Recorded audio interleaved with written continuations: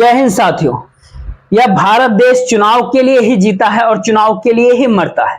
चुनाव का मतलब इस देश के सिराओं में ऑक्सीजन दौड़ने लगता है। चुनाव के समय जितना पैसा फूका जाता है या जितनी ब्लैक मनी कहे कि चुनाव के समय बाहर निकल करके आता है, उससे गरीबी के कल्याण हो ही सक जाते। लेकिन इस चुनाव के जीतने के बाद जो शख्स उस मैदान में खड़ा होता है, उस सबसे ताकतवर और विशेषाधिकार प्राप्त तबका होता है। लेकिन जरा आप कल्पना कीजिए कि जिस शख्स की पहचान चुनाव जिताने वाली मशीन के तौर पर होने लगे इस देश के भीतर, तो उसकी ताकत कितनी बड़ी होगी। और यह दौर में यह ताकत एक ही व्यक्ति के पास है इस देश के अंदर, वो है प्रधानमंत्री नरेंद्र दामोदर दास मोदी। उनकी पहचान है कि वह चुनाव जिता देते हैं। उनकी जी की प्रधानमंत्री पद पर बैठा हुआ शख्स जब इस देश के भीतर चुनाव जिताने की मशीन में खुद को तब्दील कर चुका हो या करना चाह रहा हो या करते हुए अपने आप को पूरे सिस्टम में उसमें तब्दील कर चुका हो, तो क्या होगा आप जरा कल्पना कीजिए। क्योंकि चुनाव जिताने की मशीन हर मंत्रालय से सहयोग लेती है। हर मंत्री सिर्फ प्रधानमंत्री के लिए काम करता है। हर मंत्रालय की हर योजना और हर योजना की हर बजट उसी योजनाओं के साथ प्रधानमंत्री की जुबान पर आता है जहां जहां वह जाते हैं और अपने भाषणों के जरिए ऐलान दर ऐलान करते चले जाते हैं। और इसका एहसास सामने वाले को भुला देते हैं कि दरअसल वह जिन बातों को कह रहे हैं वह बातें कभी पूरी होगी या नहीं होगी। वो जो वादा करते हैं वह इस दौर में ऐसे सैकड़ों ऐसे ऐलान हैं और ऐसे योजनाएं हैं जो हवा में है और जो 5 वर्ष पहले कहे गए थे, लेकिन आज तक वह पूरे हो नहीं पाए हैं और अगले 5 वर्ष तक भी वो पूरे हो नहीं पाएंगे। जितना पैसा लगना था, जितना पैसा दिया गया, उससे कई गुना ज्यादा पैसा अब आने वाले समय में और लगेगा। तो फिर यह ऐलान कर कौन रहा है और क्यों किया जा रहा है? ये तमाम कैबिनेट मिनिस्टर अपने अपने मंत्रालय की योजनाओं को लेकर के प्रधानमंत्री नरेंद्र मोदी की जुबान से भाषण के शक्ल में वह क्यों बुलवाते हैं? और प्रधानमंत्री की खासियत देखिए कि जब वह भाषण देते हैं तो इस बात का एहसास सामने वाले को कराना चाहते हैं वह कि वह विपक्ष वही तो सत्ता में है, हम तो आपसे केवल सत्ता मांगने आए हैं। इसीलिए जंग लगा हुआ लोहा कांग्रेस हो जाती है। लेकिन अपनी योजनाएं और अपने उपलब्धियों को बताने के तरीके अगर प्रधानमंत्री नरेंद्र मोदी के जरिए अगर आप सुनने की कोशिश कीजिएगा तो हो सकता है कि लाखों करोड़ों का चूना इस देश के भीतर कैसे चुनाव जिताने की मशीन के जरिए ही लग गया, यह सोचकर आप हो सकता है कि चकरा जाए। और इस देश के भीतर में पहले पत्रकार यही काम तो करता था, बतलाता था कि जिससे कोई अपने आप को चुनाव जिताने की मशीन में तब्दील न कर पाए, प्रधानमंत्री नरेंद्र मोदी तो कतई भी नहीं। लेकिन आज ही आप देख लीजिए, जब प्रधानमंत्री खुद नरेंद्र मोदी जी जब भोपाल में थे, किस बात का जिक्र कर रहे थे, क्योंकि हम आपको उस पन्ने के बारे में, उस ऐलान के बारे में बताना चाहते हैं। बीते 5 वर्ष के भीतर और आने वाले 5 वर्ष के भीतर कितने का चूना इस देश को लगा दिया प्रधानमंत्री ने और तमाम योजनाएं और कैसे गर्त में चलती चली गई। लेकिन हम आपको अभी जिक्र भोपाल का कर रहे हैं, तो उसके एक छोटे से भाषण का, मोदी जी का वो हिस्सा आप सुन लीजिए, फिर असल कथा आपके सामने आगे शुरू होगी। भाजपा आज आधुनिक सड़कें, आधुनिकतम सड़कें, चौड़े हाईवे, एक्सप्रेसवे बना रहा है। लेकिन कांग्रेस इसकी आलोचना करती है। भाजपा आज वंदे भारत जैसी आधुनिक ट्रेनें ला रही है, कल्प कर रही है। तो जिक्र सड़क का है, जिक्र पुल का है, जिक्र रेलवे का है, जिक्र इंफ्रास्ट्रक्चर का है और प्रधानमंत्री नरेंद्र मोदी इसका जिक्र कर रहे हैं। तो क्यों नहीं आज एक एक पन्ने के जरिए आपके सामने जिक्र किया जाए, जहां आप यह समझ पाए कि इस देश को कितना नुकसान ऐसी योजनाओं से, ऐसे इंफ्रास्ट्रक्चर से और इस तरीके से खुद को चुनावी जीत की मशीन में तब्दील करने के साथ ऐलानों के जरिए होता है। और जो भी उपलब्धियों का ढांचा रखा जाता है वह कितना खोखला हो सकता है और उससे कितना नुकसान इस भारत देश को ही होता है। क्योंकि प्रधानमंत्री नरेंद्र मोदी भोपाल में थे तो हमको लगता है कि आज एक प्रोजेक्ट का जिक्र उनको जरूर करना चाहिए, वह बेस्ट सेंट्रल के रेलवे के तहत आता है। और रेलवे मंत्रालय ने कहीं आज से नहीं, जब मनमोहन सिंह प्रधानमंत्री हुआ करते थे 2007 में, उस समय सोचा था कि ललितपुर से सतना, रेवा और सिंगरौली यह एक लाइन बिछेगी। यानी कुल मिलाकर के 16 साल पहले की परिस्थिति हम आपको आज बता रहे हैं। प्रधानमंत्री नरेंद्र मोदी ने इसका फाउंडेशन स्टोन यानी पहला पत्थर 2016 में रखा और 2016 में यह कहकर के रखा कि यह पूरा हो जाएगा, लेकिन आज भी यह पूरा नहीं हो पाया है। आप कहेंगे तो ऐसी बड़ी सारी योजनाएं ऐसे हैं, बहुत सारी योजनाओं का भी जिक्र होगा, लेकिन पहले आप यह समझ लीजिए कि ललितपुर से उदयपुरा और उदयपुरा से खजुराहो, खजुराहो से महोबा, यह 3 अलग अलग सेक्शन है। इसको लेकर के जो ओरिजिनल कॉस्ट बताई गई थी वो 247 करोड़ रुपए की पूरी कॉस्ट थी।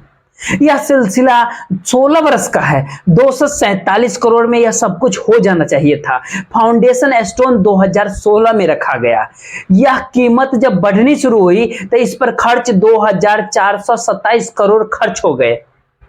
होने थे 247 करोड़, हो गए 2427 करोड़। पूरा नहीं हुआ प्रोजेक्ट। नई जानकारी निकल करके आ रही है कि इस पे कुल खर्चा 8248 करोड़ रुपए होगा।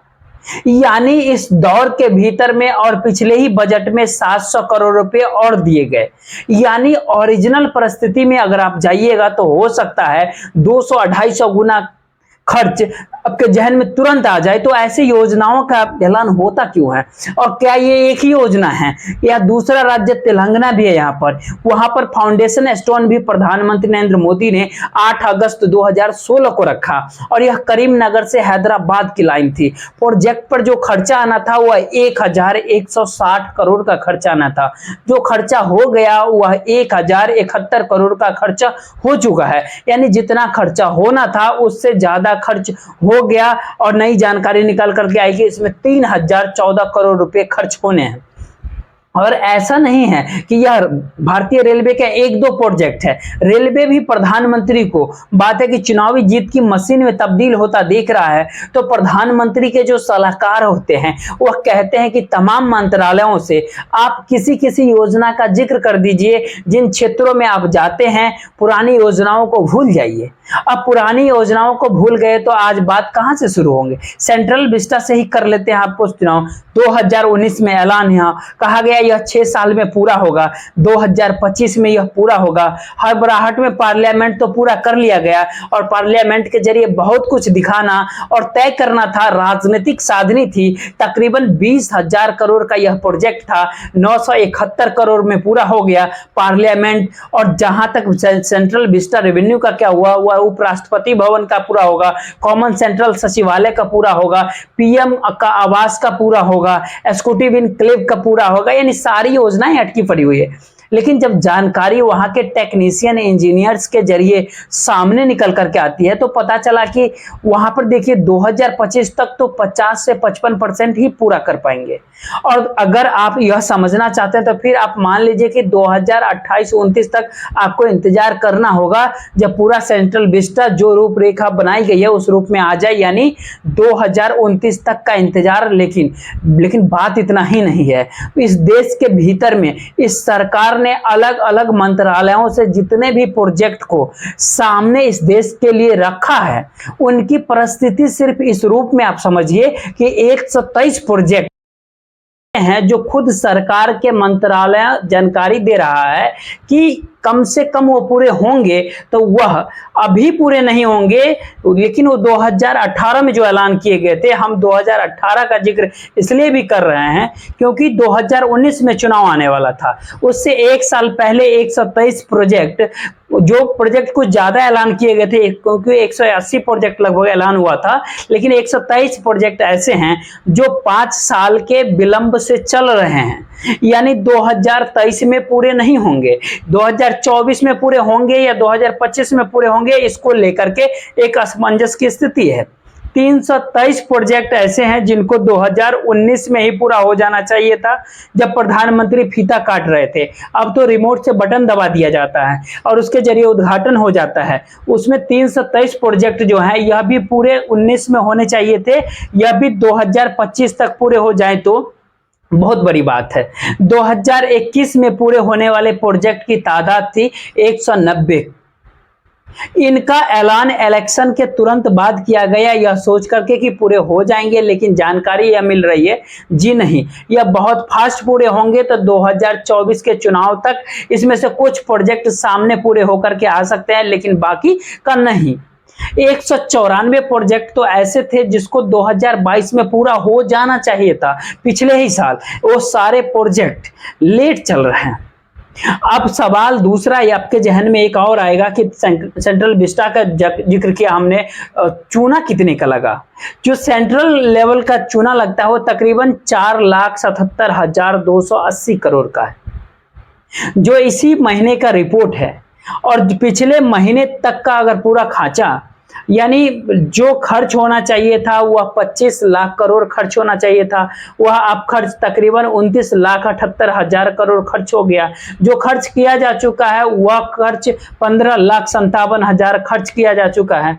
अब सवाल यह है कि 15,57,000 करोड़ रुपए जो खर्च किए जा चुके हैं, और ओरिजिनली जो योजना थी उसमें पूरा खर्च 16 लाख करोड़ का ही होना था, और अभी यह देखा जा रहा है कि 15,57,000 करोड़ रुपया खर्चा करने के बाद लगभग इतनी रकम आज की तारीख में और चाहिए, कल और ज्यादा चाहिए होगा, क्योंकि अब यह संख्या बढ़ करके 29,78,000 करोड़ पर पहुंच चुका है।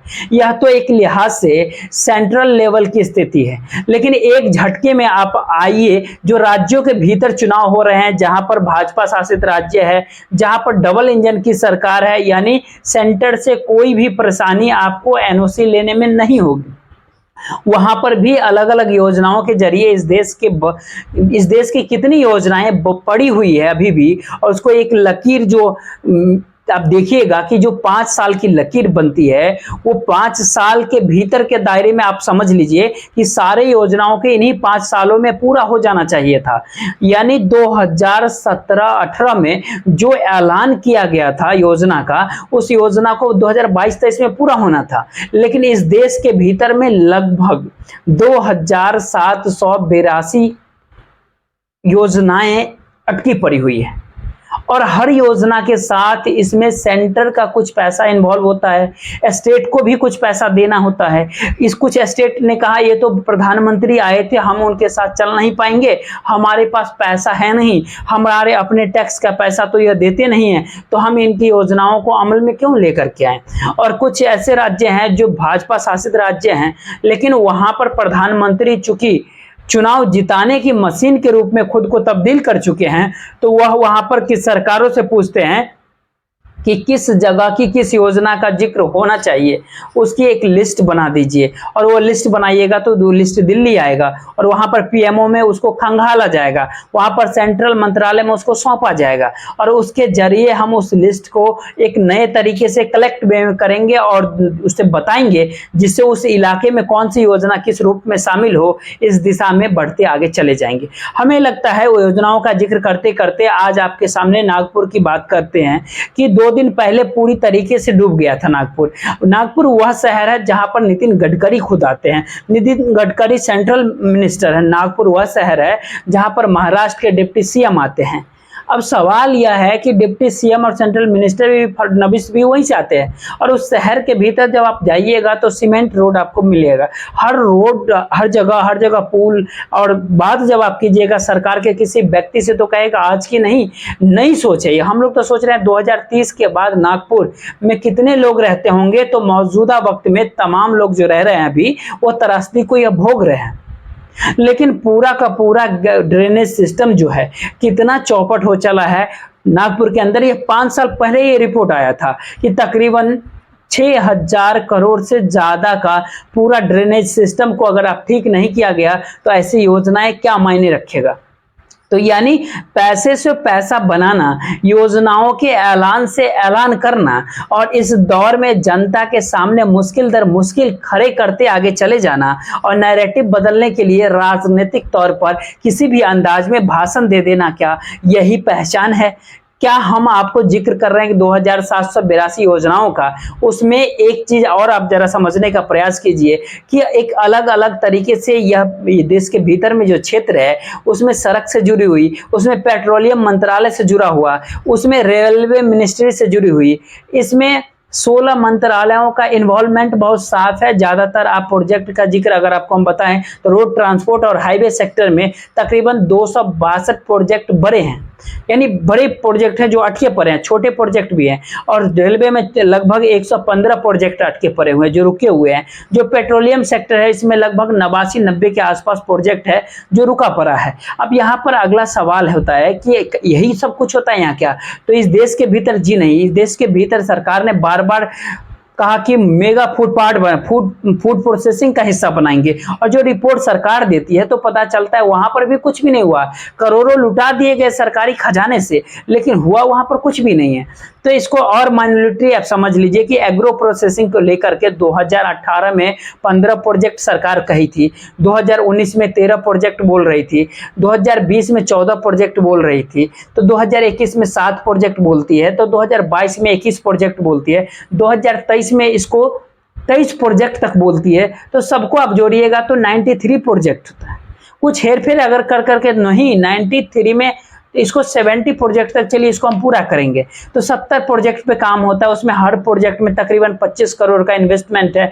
जिस व्यक्ति को करना है 10 एकड़ की जमीन भी चाहिए, सरकार 10 करोड़ रुपये भी देगी, उसमें से 3 अलग अलग किस्तों में 10 करोड़ रुपये दे देगी। लेकिन और 15 फाइनेंस कमीशन भी इस बात का जिक्र करते हुए 584 करोड़ और देता है। इस सब पैसे का हुआ क्या? आज की तारीख में रिपोर्ट यह निकल करके आती है जो 70 प्रोजेक्ट 2018 से जो हम जिक्र कर रहे हैं बीते 5 सालों से, सिर्फ 2 प्रोजेक्ट हैं जो पूरे हो पाए हैं, बाकी सारे प्रोजेक्ट अटके पड़े हैं, रुके पड़े हैं। और इस रुके हुए प्रोजेक्ट का बहुत साफ मतलब निकलता है कि यहाँ पर कहीं पर इमारत है तो कहीं पर खाली जमीन ही है, कहीं पर मशीन की ऑर्डर किए गए लेकिन मकान नहीं है, यानी इमारत नहीं है। तो इन सारे परिस्थितियों में बैंक से लोन भी निकल गया, बैंक से लोन मिल गया तो बैंक कुछ इसमें कुछ एनपीए के तौर पर भी बैंक लेना चाहता है, लेकिन रुकावट है, सरकार भी 10 करोड़ दे चुकी है। यह सारी परिस्थितियों के भीतर इस देश का सिस्टम चलता है, क्योंकि एक चुनाव जिताने वाली मशीन की इच्छा है कि हर प्रोजेक्ट के साथ उनको जोड़ दिया जाए। इस दौर में इसका असर विदेशी निवेशकों पर भी पड़ सकता है, जिसमें निवेशकों का इसी सितंबर के महीने में 10 लाख करोड़ रुपए जो लगभग 10,000 करोड़ रुपए जो निकाल लिए गए। और इस दौर में जो शेयर बाजार भी अगर पिछला हफ्ता आप देखिएगा तो 2 लाख करोड़ रुपए केवल 3 बड़ी कंपनियों का नुकसान हो गया। उसमें एचडीएफसी है, रिलायंस है, आईसीआईसीआई बैंक है। महत्वपूर्ण यह है कि इस दौर में एक पूर्व फाइनेंशियल सेक्रेटरी का किताब आ रही है, वह सुभाष चंद्र गर्ग जो किताब लिख रहे हैं वो अगले महीने में आएगी। उस किताब का कुछ मटेरियल बाहर निकल करके आ रहा, उसमें उन्होंने कहा कि आरबीआई के गवर्नर उर्जित पटेल हुआ करते थे, तो एक बैठक बुलाई गई थी इस देश के भीतर की कि इकोनॉमी को लेकर के, उसमें आरबीआई से और पैसा चाहिए था सरकार को। उर्जित पटेल इसका विरोध कर रहे थे और सरकार था उस मीटिंग में कौन थे? उर्जित पटेल जो आरबीआई गवर्नर उस समय थे। इस बात हम इसलिए 14 सितंबर 2018 का जिक्र हम कर रहे हैं आपके साथ। 5 वर्ष फिर पहले आप चले जाइए, फाइनेंस मिनिस्टर उस समय अरुण जेटली थे। उस दौरान 2 और अधिकारी थे आरबीआई के, 2 डिप्टी डायरेक्टर्स बैठे हुए थे, विरल आचार्य बैठे हुए थे, एनएस विश्वनाथ बैठे हुए थे, डीएचएफ सेक्रेटरी राजीव कुमार वह भी थे उस मीटिंग में, अतिरिक्त प्रधान सचिव पीके मिश्रा वह भी बैठे हुए थे, पीयूष गोयल उस समय रेलवे मिनिस्टर थे वह भी थे। और होते होते ठन गई प्रधानमंत्री और आरबीआई के गवर्नर उर्जित पटेल के सामने, क्योंकि वह कुछ सिफारिशों को पेश कर रहे थे जो सरकार को भा नहीं रही थी। सरकार को लग रहा था कि उसकी जो मनचाही इच्छा है, योजनाओं को लेकर के जो प्लानिंग वह कर रहे हैं, वह प्लानिंग तो पॉलिटिकल वे में भी जुड़ा हुआ है। तो उसमें उर्जित पटेल क्या करेंगे, आरबीआई गवर्नर की क्या हैसियत है? हैसियत तो हमारी है, जनता ने हमें चुन करके भेजा। तो किसी भी इंस्टीट्यूशन संस्था को संभालने वाला उस इंस्टीट्यूशन के तहत वह देश को देखेगा या इस देश को देखने वाला इंस्टीट्यूशन को देखेगा। तो तब उन्होंने एक कॉमेंट जो किया, बहुत साफ तौर पर यह कमेंट निकल करके बाहर आया कि उन्होंने जो कहा उर्जित पटेल जो ये दरअसल पैसे पर किसी सांप की तरह कुंडली मार करके बैठे हुए। आप कल्पना कीजिए कि कोई अधिकारी इस देश के भीतर में वो फाइनेंशियल इंस्टीट्यूशन से जुड़ा हो या नॉन फाइनेंशियल इंस्टीट्यूशन से जुड़ा हो, क्या करेगा? प्रोजेक्ट अटके होने की वक्त जिक्र जब आपके साथ कर रहे हैं तो इंदौर के कई ऐसे प्रोजेक्ट हैं जो अटके हुए हैं। मध्य प्रदेश का सिंचाई का प्रोजेक्ट इतना है कि लगभग 1715 करोड़ का नुकसान हो चुका है। जो कंपनी थी उसको ब्लैक लिस्टेड कर दिया गया है, फिर भी सिंचाई से जुड़े हुए जो जमीन हैं वो अभी आज भी वहां पर सिंचाई नहीं है और लगभग तकरीबन 40,000 हेक्टेयर की यह जमीन है। खर्चा 238 करोड़ का था, नुकसान 1715 करोड़ का हो चुका है। यह water resource department Madhya Pradesh का कुछ कर नहीं पाया। सिविक बॉडी से जुड़ी हुई कई ऐसे प्रोजेक्ट है सरदारपुरा में, वो अभी नहीं पूरा हो पाया। प्रधानमंत्री आवास योजना जो है वह इंदौर जैसे शहर में तकरीबन 12,500 जो रेस्टोरेंट तैयार करने थे वह नहीं हो पाए, लेट होते चला गया। सरकार अपने अफरा तफरी में बचाया कि जी नहीं आगे आधे तैयार हो गए, आप अफरा तफरी मत मचाइए। सवाल कई हैं, जवाब एक ही है कि सवाल कई इसलिए भी है कि क्या इस देश के भीतर चुनाव जीतने की मशीन के लिए पूरा सिस्टम काम कर रहा है, और उस काम करते हुए सिस्टम से इस देश को जो भी सरकारी खजाने को नुकसान हो, इस देश को जो भी नुकसान हो, उन परिस्थितियों से दो चार होने की स्थिति में कोई नहीं है। क्योंकि सरकार की जरूरत है, प्रधानमंत्री की जरूरत है, तो सिस्टम की जरूरत है और हर इंस्टीट्यूशन हर संस्था की जरूरत है। और जवाब इसका एक ही बन करके निकलता है कि जब देश के प्रधानमंत्री यह मान चुके हैं कि हम ही चुनाव जिता सकते हैं और हम ही सामने वाले को हरा सकते हैं, हम ही चुनाव जिताने की मशीन है, तो जीतने वालों की पूरा कतार जो है वह क्या कहेंगे, उनको तो दोबारा सत्ता में आना है। लेकिन एक पल के लिए आप सोच लीजिए कि इस देश के भीतर की तमाम ऐसी योजनाएं भी है जिसका ऐलान हुआ, जिसमें केंद्र का पैसा लगा है, वह राज्यों का कुछ पैसा देना है। जितने भी योजनाओं का जो भी हिस्सा था उस समय उस खर्च होना था, उसका लगभग 40% खर्च किया जा चुका है और अब वह 60% जो पैसा देना था वह लगभग 3 गुना पैसा और ज़्यादा बढ़ चुका है। इसीलिए यह तकरीबन 8 से 9 लाख करोड़ रुपए का चूना इस देश को, भारत देश को, केंद्र और राज्यों को मिलाकर के बनती हुई योजनाओं को जरिए इसीलिए भोगना पड़ रहा है क्योंकि चुनाव जिताने वाली मशीन यानी प्रधानमंत्री नरेंद्र दामोदर दास मोदी नहीं है। हर भाषण में चाहते हैं कि कुछ नया हो जाए और नया यही है। बहुत बहुत शुक्रिया। जय हिंद, जय भारत।